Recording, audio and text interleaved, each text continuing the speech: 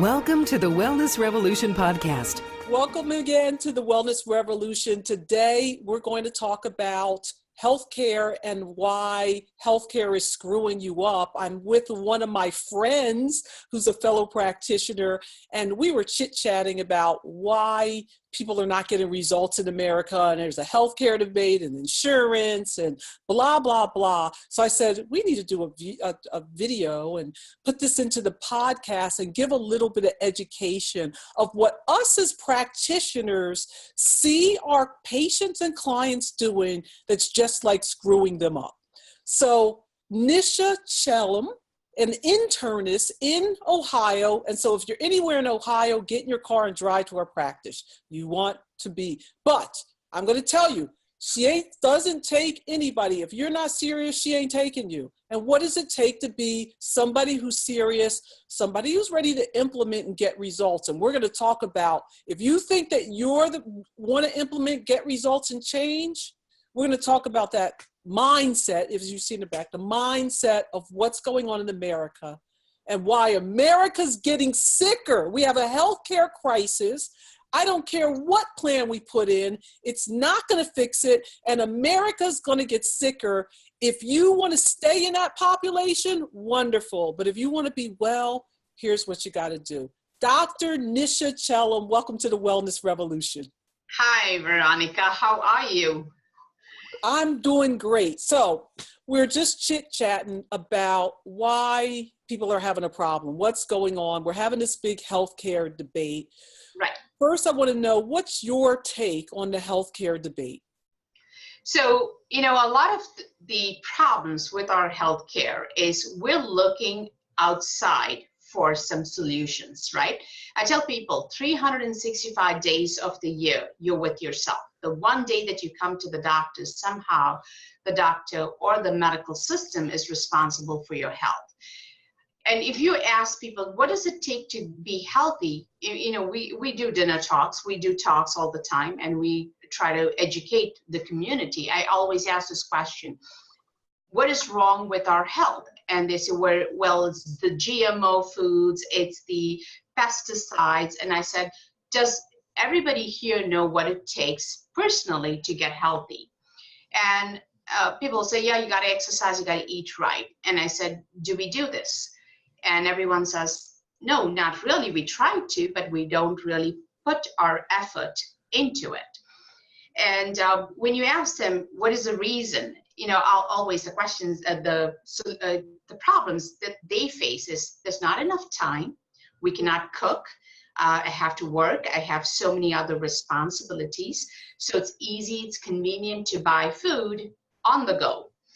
And that's my most favorite answer, because when I tell them, if you say you don't have the time, if today you're diagnosed with breast cancer, would you find the time to go and see a physician to get a second opinion? Would you find the time to go through chemotherapy and radiation? And it's like, oh, yes, I will, right? So it's really, why are we not prioritizing our health? We're like, this is the analogy that I can always bring up, where doctors are like plumbers, right? You don't think about your plumber till there's a big leak. And then you're willing to pay just about anything to get that leak fixed on a Sunday night. You call a plumber, he's going to say it's $2.95 the first hour and then $100 every hour thereafter till we fix the leak. So we are in that mode where we try to respond to catastrophic events rather than understanding it takes a little effort every day to stay well and actually address our symptoms. And I'm sure you know as well as I do, little symptoms can be they can be a whisper or they can be blaring. The blaring ones always get attention, which is your acute pain, acute migraine, headaches, or back pain.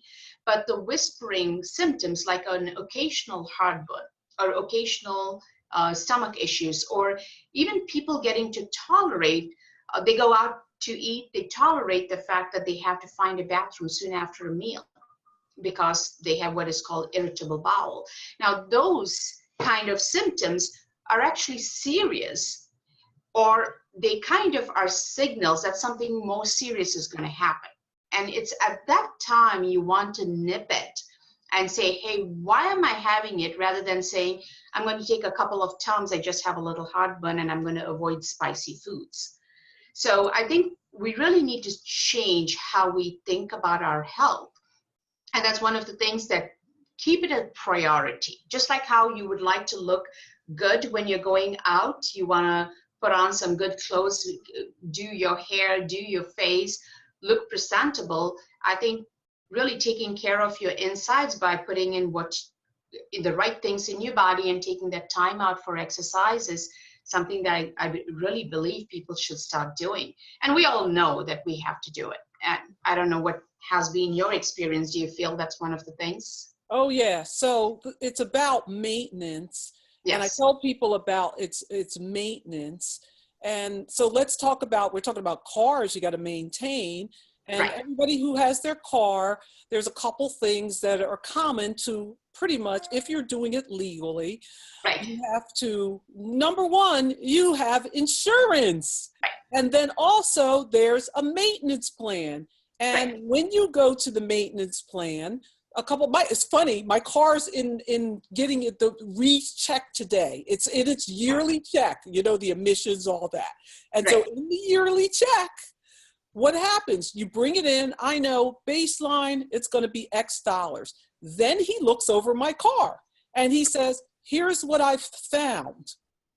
And this is what we need to do. Right. This can happen today.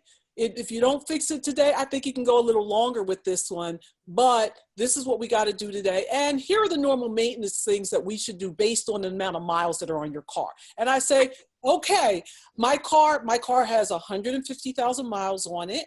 I've had it for 13 years now. And when anybody gets in and drives my car, it drives like new. Why? Because I keep the maintenance plan. All right. So let's correlate that to the body. There's Yes. insurance, there's maintenance. Let's talk about insurance first. People normally come and say, is it covered by my insurance? Right. And when you say no, all of a sudden they walk away slinking their shoulders. Talk a little bit about insurance so that we can understand what it is, what it covers, and what you should do when it doesn't cover stuff. Right. So basically, when you have insurance, and that's something that's very important to people, right? When they take up a job, they want to know what benefits. And really, when you're looking at medical insurance, if you really look at what insurance covers, it covers what is called early detection plan. In other words, you're going in for your mammogram, your colonoscopy. They don't prevent breast cancer or colon cancer, but they actually help detect it early. How about you calling and asking the insurance, I want to learn how to actually prevent breast cancer? That takes a whole lot of, a completely different path. We have to assess your risk, see what you're doing. And if you really look at all of the studies, majority of the breast cancers are due to lifestyle. They're environmental. They're not due to genetics. What is it? 15% is due to genetics. The BRCA gene, there's a very small population that has it. And even when you follow the BRCA gene, not 100% of them do not get it. So to a large degree, I think we need to understand what your insurance really covers is early detection of diseases. It also covers diagnosis of diseases. So if you're looking for a diagnosis, and as physicians, we're trained in the science of the disease. So we're able to catch a disease very early, and we connect it to a drug. We don't look at the roots of the disease. We do talk about etiology. Why does this disease happen? But it's too hard to have people change their diet. A lot of times we tell them, we want you to eat healthy and exercise regularly, but we don't know what it means. They don't know what it means. They just think, okay, I'm going to walk every day. And then when life happens, the walking falls behind. Their diet falls behind.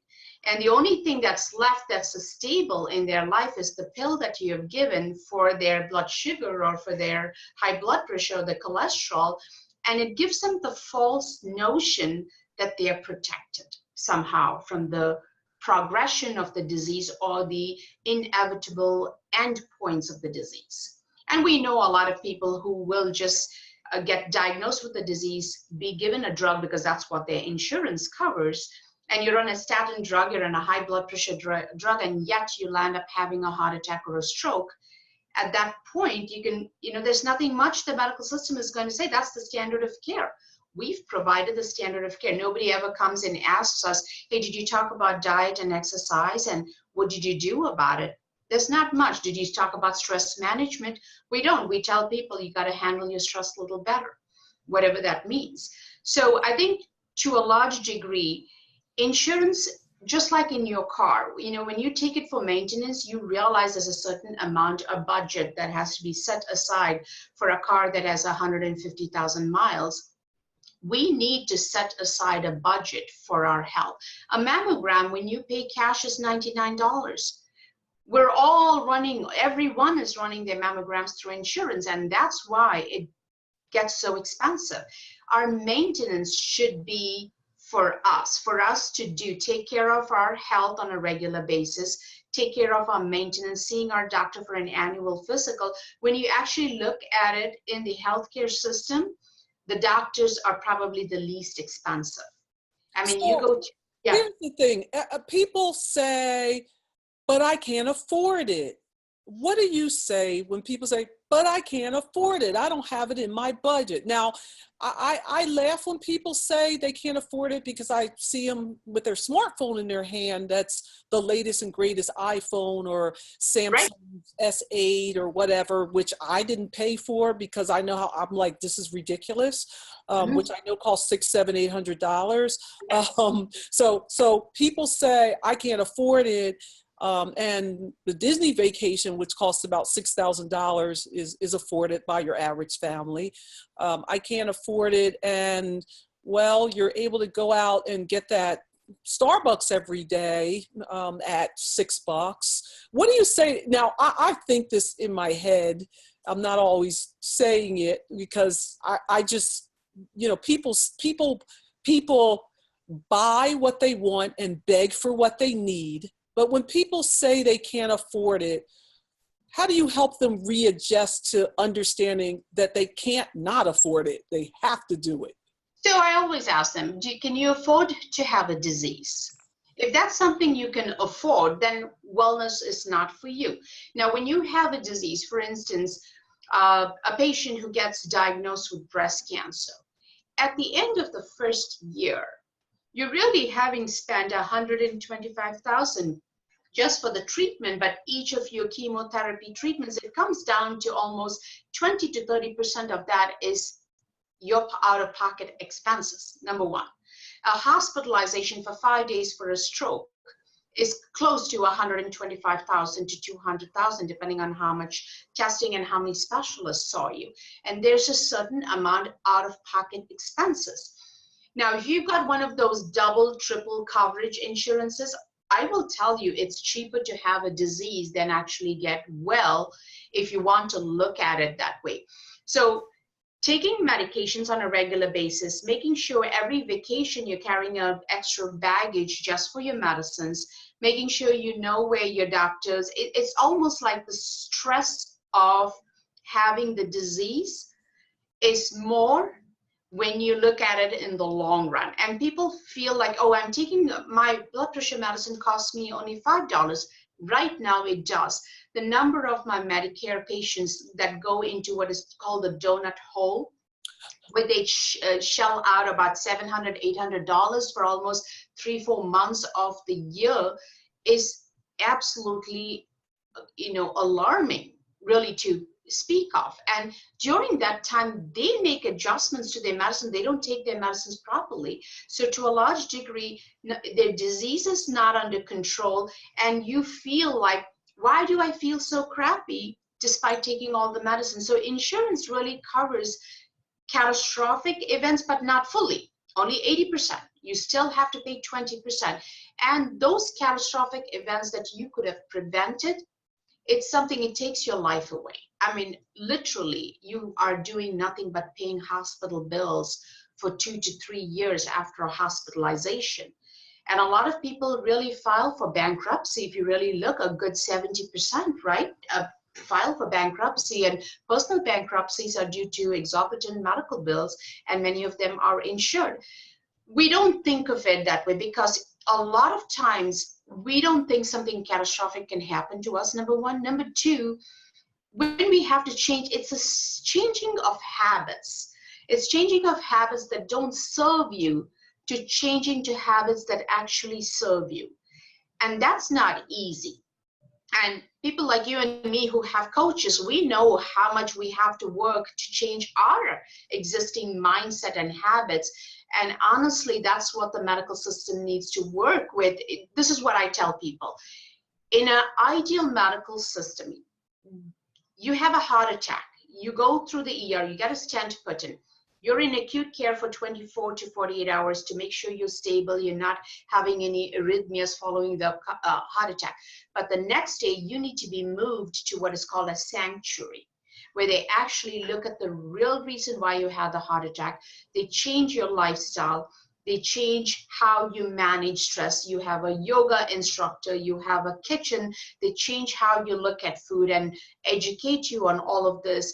So before you leave, a week from there, when you leave, you go with a completely a different outlook towards your personal health. But that's not what we do, right? Insurance covers a stent, puts you on 4 medicines and tells you for the rest of your life you're going to be on those medicines. And then when you have your second and your third stent, you're not asking that question, when I'm taking all these medicines, why am I getting stents one after the other? They'll just say, you know what, it's in your genes. And does anybody check your genetics to see if you're at a high risk? We don't, because insurance doesn't cover that.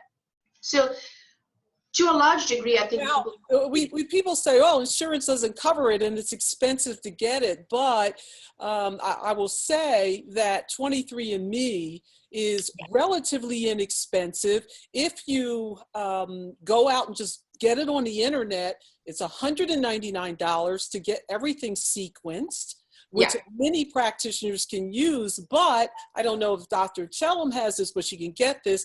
I have a practitioner code where my people can get it for $149. And so if you just ask me, and I'll try to remember to put it in the show notes, if you just ask me for my code and I don't get paid for this, it's because I want you to get it, you're going to get a $50 discount, and anybody else you give the code to gets the discount. And a lot of times family members get discounts on discounts.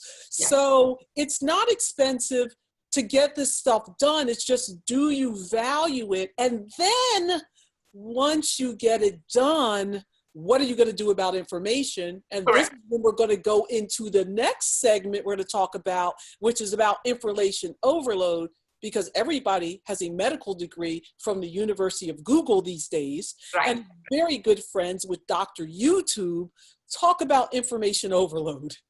Right. So if you were to find information about just about anything, for instance, Hashimoto's thyroiditis, you can go online, you can find any information you want on what your disease process is and what are the solutions available. Now, what I find with people is they look for the solution that they most easily identify with. And for instance, if you've always been on a paleo diet, you would love to treat your Hashimoto's with a completely paleo diet. Now, if you are a vegan, you'd want to treat your Hashimoto's with a vegan diet. It's really you're trying to get this universal solution, but we're all very unique. Every one of us is very unique. If you believe 80% of your health and your life is your environment, that is the first thing that has to change. There is no single solution, but we're looking for that one, the reductionist view of probably everything that we have. We don't like our specialists looking at the specialized version of our disease process. why are we getting very specialized with our wellness? Wellness is really a wholesome thing. You have to take the person in their environment and see how can you get them well by changing both their external environment and their internal. So sometimes environments are expiring or inspiring, but if you're just taking spirulina every day in the morning, doesn't make you any healthier if your external environment is still expiring you. And I think that's a problem with the information overload is, again, where I have people coming to me with 25 different supplements, and they're spending anywhere from $250 to $300 on supplements. And they don't even know, they look at what it is. It says CoQ10 or omega-3 or probiotic, but they don't look at the other ingredients, and they consider themselves gluten-free or sensitive to soy or sensitive to corn, and all of these supplements have all of these ingredients in them. And if you really actually look, there was 2 years ago where the Attorney General did sue Target, Walgreens, GNC in New York because the supplements did not have the ingredients they said they have. So people are spending money. That supplement industry is another $13 billion industry by itself. And somehow you're trying to get yourself some kind of a cure without actually understanding why your body is doing what it's doing. And in many ways, diseases are just the body's way of protecting itself, because the body has only two functions, or the primitive brain has two functions. One is reproduction and the other is protection, right? It's procreate and protect. So when it's trying to protect, it's raising your blood pressure, or it's causing you insomnia, it's causing you heartburn. It's trying to send a message to you that things are not well and you need to pay attention. Instead of that, we try to suppress it either with medications or with supplements. And by the end of all this information, nobody is feeling better, but they're spending a lot of money on themselves simply because they feel I'm taking something natural. And I think that's the biggest challenge with the information overload. I don't think it's accurate or personalized information. Yeah, it's interesting because everybody comes in, people come in with more supplements than they do with medication. They've all grabbed them over the counter and a lot of them are poor quality. And so part of my teaching of clients is, here's how you tell what a good supplement is, but not only here's how you tell what a good supplement, I'm going to give you access to professional grade supplements so that you know, and if you buy something over the counter, here's a site I want you to go look for. If it's not on this site as something that's approved, then don't use it because we can't say anything about it. Right. So before we got on camera, we were chatting about medicines and what they have in it. So we're talking about gluten. So right. Say a little bit about that, because I think it's something people need to understand. If you're on medicines and you're gluten-free, you're probably not gluten-free, and here's why. Dr. Chellam, go. So most of the medications, the binders, usually have wheat products, gluten, corn, or soy. And a lot of times in the regular medicines that you get in the pharmacies, they're not going to tell you the other ingredients. It'll tell you what the medicine is, and that's pretty much it, unless you call and ask for what else is there. So my most favorite is Armour Thyroid. Most people with thyroid disorders don't want to take levothyroxine because they've heard bad things about the synthetic levothyroxine, and they go to Armour Thyroid, and Armour Thyroid has both gluten, corn, and starchy items that actually binds it together. And I find when people have thyroiditis, Armour Thyroid really doesn't help them very much. So to a large degree, when you take medicines, there are a couple of things that are happening. You're getting, first of all, the common food allergens with them. Number two, they do block the detox pathways of the liver, because the liver now is not only trying to make the medications active, it's also trying to eliminate all the additives that comes with it. And sometimes you'll just find most people's liver is congested simply because they're on multiple medications for multiple disorders. And this is what I tell people. Think of your body. Your body was grown from two cells, one from the ovary, the ovum, and the sperm. Why does it occur to you that your toe pain is different from your headache? Whether it be a toe pain or a headache, it's a system that's failing. And you have to address the root cause. And one medication is not going to fix any of this. And when you introduce one medication, you're introducing 4 to 5 chemicals with each of those medications. So I think there's a lot of education that really needs to be done, and people should really seek better answers to their problems, and a lot of their solutions lie within themselves. You know, it's changing your mindset, promising yourself that you will take care of yourself, understanding that supplements are no better than synthetic drugs. All of them help in the short run. But the question is, like, if you're B12 deficient, why aren't you absorbing it from your gut? I mean, everything has B12. So you got to ask those questions rather than just saying, I got to take a B12. And a lot of times our goal of our practice has been to educate people to think a little differently and really understand health 100% is in their hands.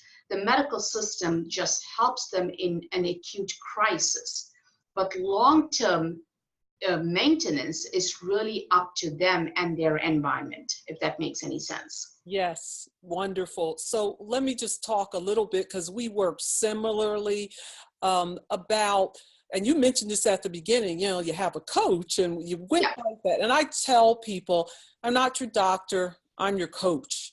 And here's how a coach operates differently and why you need one. So for instance, this morning, I was having a little bit of a business crisis question about something. And so it was like, okay, what do I do? Okay, so I should have turned off my phone, and I didn't turn off my phone, but I'll do that right now. Of course, who's calling me? All right. Everybody's going to bear with me so they know they watch. So they get, but coaching. All right. I had a crisis. And so I didn't know what to do. And I could have stayed stuck, or I could make a phone call to, or send an email or whatever to one of the many people in my network who I know have a different mindset or perception or something than I do, to get the problem solved so I can move on and to a higher level. Right. So coaching is very different than when you go to the doctor, you say, here's what's wrong. The doctor says, here's your prescription, goodbye.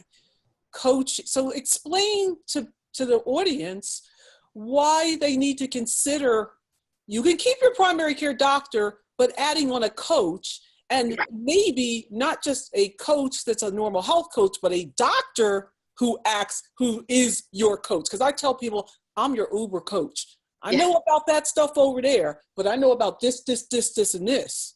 Right. And so I can tell you about that.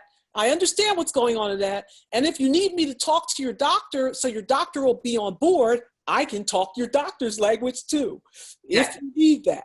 Talk about coaching style and why everybody should have some type of coach on their team. Right. So when you look at the traditional insurance care, it's a very reactive care. It's driven by the provider. You come in, I have 7 to 13 minutes, whatever be the national average.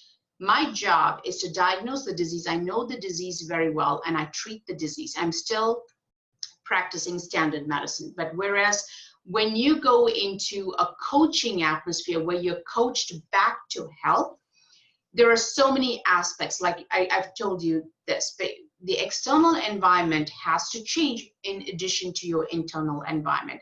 And for that to happen, you have to be associated with people who really are thinking about wellness and not about your disease process. And many times, I can give you an example. When patients start in our program, they're very, they do believe they are eating healthy. They say, I have a meat protein, I have a vegetable, and I have a starch.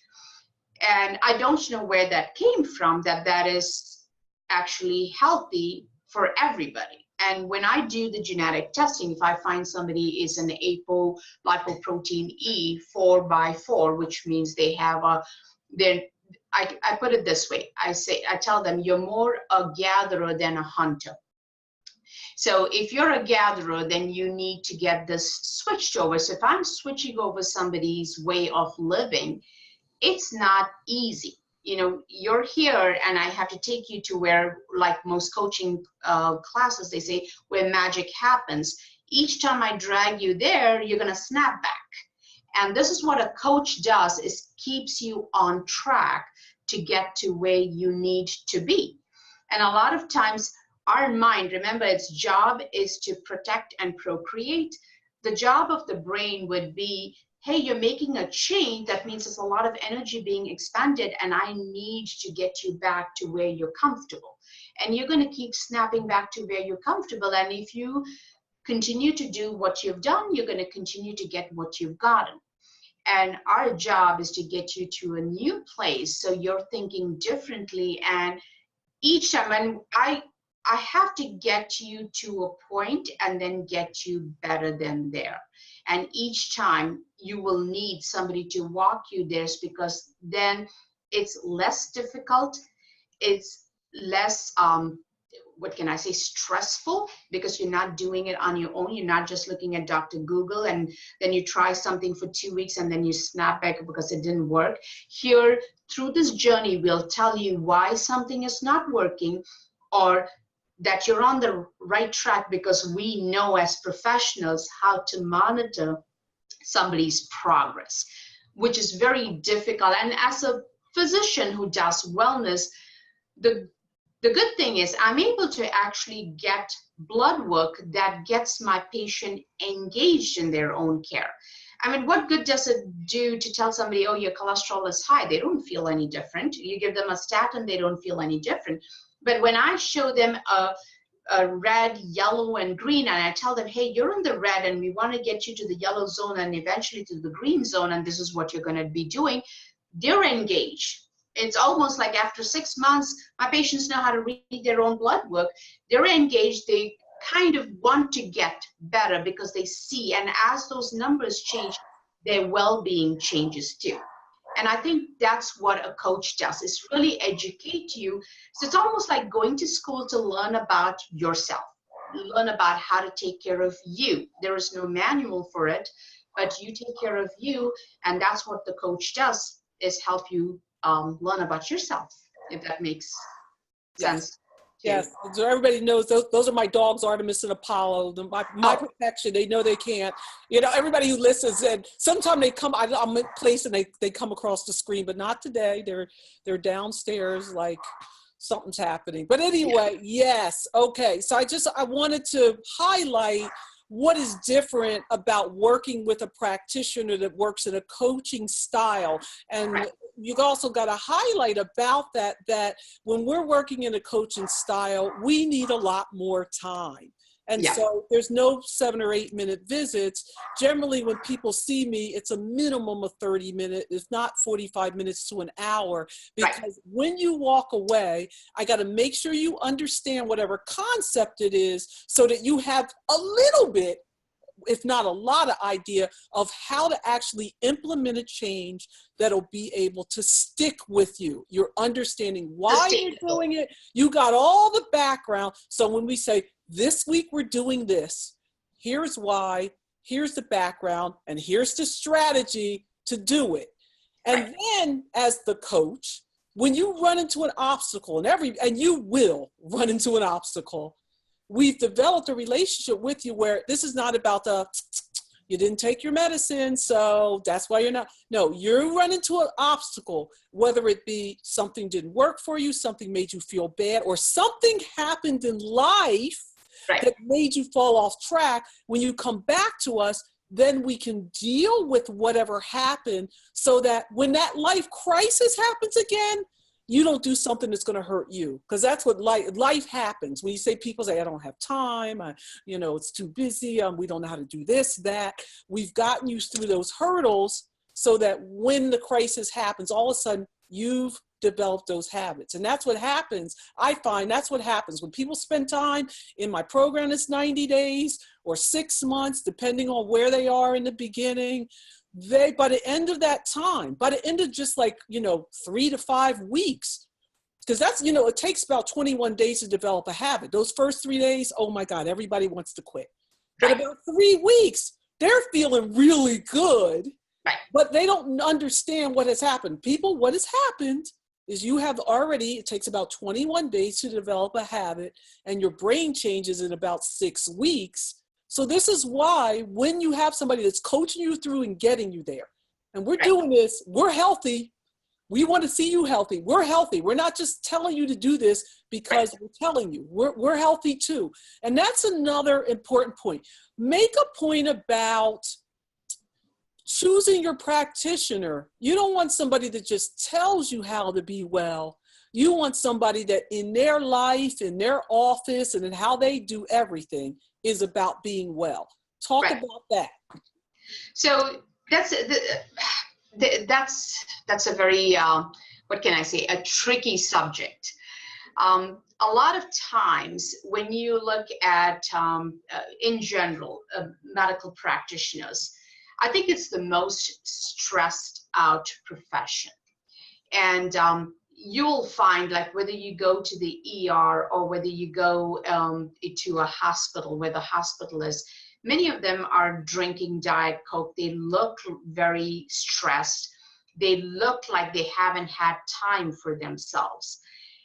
Their goal is really, they're getting by through the day. And I find a lot of times when you're looking at your cardiologist and your cardiologist's BMI is greater than 30, and, or you're going to a dietitian who's probably also, has a BMI over 30, which means almost in the obese stage, and you're getting advice from them. Sometimes you don't think about it. You really don't think about it, that are they just trying to manage your disease? Are they trying to get you well? Because obviously they haven't got themselves well enough, or they don't have time to take care of themselves. It's almost like you wouldn't go to a guy who's filed for bankruptcy for financial advice, right? I mean, normally we don't do that, but somehow we seem to go to a physician who's on high blood pressure medicine, who's a diabetic, or who can barely get up, who has arthritis, and believe, and I agree, we as physicians are human beings. We too can have diseases, but are we actively taking care of ourselves? Is this something that we are in the business of? Do we practice it on ourselves, what we teach others? And I remember before my transitioning to a functional medical practitioner, I was a pre-diabetic and I was gaining a lot of weight, and I actually was on metformin because I believed that was the best way to treat myself. And it's just when my hair started falling and I realized I was having a lot of back spasms, I couldn't function, and I had migraine headaches, I had one of two options. One is to just go see a doctor and get all of these symptoms treated, or to find out why my body was falling apart. And when I did my traditional blood work, everything was fine. In fact, I was in perfect health on paper, and I wasn't feeling so good. So really, when I went to the endocrinologist and we did all the testing, and she said, you just have early Hashimoto's, but your thyroid functions are fine. We'll reevaluate in 6 months. The first thing that occurred to me, and she was very harried, she was like looking at a computer. She had a new EMR. Her focus was on how to put information in there. She looked very stressed. At the end of it, I just felt like, I'm feeling so miserable. I understand my blood tests look good, but something needs to be done, which is how I got introduced to functional medicine, because I went for a conference. And as I was sitting in the conference, I diagnosed myself with Hashimoto's, and I realized all of this I could actually fix by addressing the root cause. And it took me 18 months. It took me 18 months to fix my gut, fix my sleep, fix my stress. And by the end, and I did spend a lot of money. I had a TM, mentor, the transcendental meditation, as well as changing my diet. all of that. By 18 months, what I realized is I didn't need any medications. But it was not like, oh, I fixed myself, now I'm good. No, I have to continue to maintain. And that's how I started my functional medical practice, because it was almost impossible for me to look at patients who walk in and say, you know what, I have a weight issue or I have migraine headaches, for me to just write a prescription, because I know it's completely resolvable. I started having migraines at the age of 11, and I used to have them once a month, and I accepted it. So in life, you get what you tolerate, and I tolerated it. It was fine. When the migraines became an everyday occurrence is when I refused to tolerate. When my hair started falling, I refused to tolerate. So that's when I took that turn and I said, I'm going to have to do something about my health, is when everything changed. But patients, I find, are okay if they see a practitioner who is heavier or tired or has issues. They feel that connection, and they feel, oh, she's struggling with that too. So that's normal. And I think people need to understand it is not normal to have any dysfunctional disease. That's an abnormality. And, you know, high blood pressure is not normal. I have people coming in and saying, oh, my parents are healthy. Young people who I can actually impact. They're 26, their parents are in their late 40s or early 50s. Oh, my parents are healthy, so they don't take any medicines. Oh no, just the usual, the high blood pressure and cholesterol. When did high blood pressure and cholesterol become the usual? Because we've created that new normalcy. You know, it's okay to have high blood pressure, it's okay to have cholesterol. And I think people need to understand it's not okay to have any disease. We're all going to die, but you don't have to die longer. You know, when you die, you just want to die. But we're not living longer, we're dying longer, because we start having disease processes in our 40s, and we go all the way up to the 90s, and the last almost the quarter of your life, 20, 25 years, you're in a long-term care or in the medical system. It's like a revolving door. And it's like there's no way out unless you make that change. And really, and it has to start with who you associate with, and you got to find the right provider whose mind is set towards wellness and with the belief that I can get you better, rather than saying, here, I can manage your disease. There's a big difference between the two. Wonderful. I really thank you for sharing your personal health story, because everybody has a personal health story. I talk a lot about perception and mindset and how that is, and our illness and injuries are a sign to us to do something different. So now you guys have heard, the audience has heard, Dr. Chellam, your story of weight and Hashimoto's and hair loss that made you shift your whole life to be able to help other people think about wellness. And it is, you know, sometimes a shift has to come. You know, when I was watching, you know, in my ophthalmology practice, I was watching people go blind on dialysis and get amputations. My grandmother was a diabetic, went blind. Now I am an eye surgeon. My grandmother went blind from a lifestyle disease, and that bothered me. Both of my parents are diabetic. So my whole thing has always been looking and saying, I'm going to be different than that. I'm going to be different than that. I'm going to be different than that. I didn't say I'm not going to have that, because I learned to speak in the positive, and that's also about how you have to learn.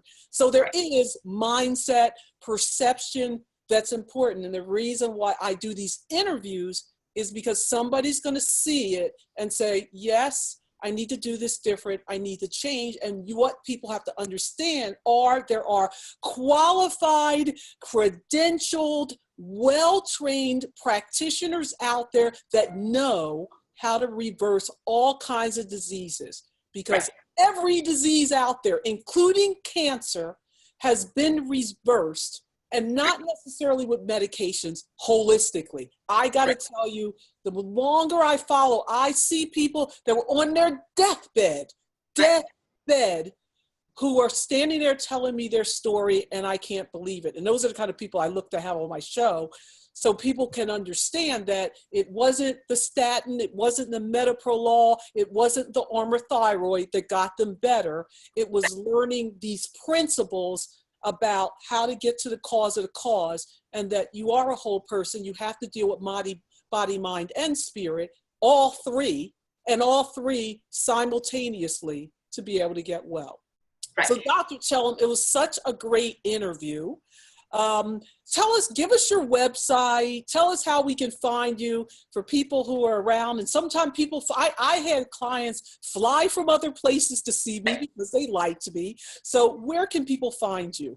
So our website is Holistic and Integrative Center of Novi. So we just made it as holisticicon.com. And we're actually located in Michigan. It's close to Ohio, but we're in Michigan. And we're in a suburb called Novi, which is about, I would say, 35 minutes west of Detroit and east of Ann Arbor, similar. So it's a very nice suburb, but that's the best way to reach out.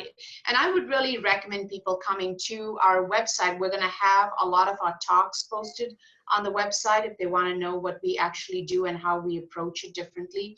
That's a good way to start.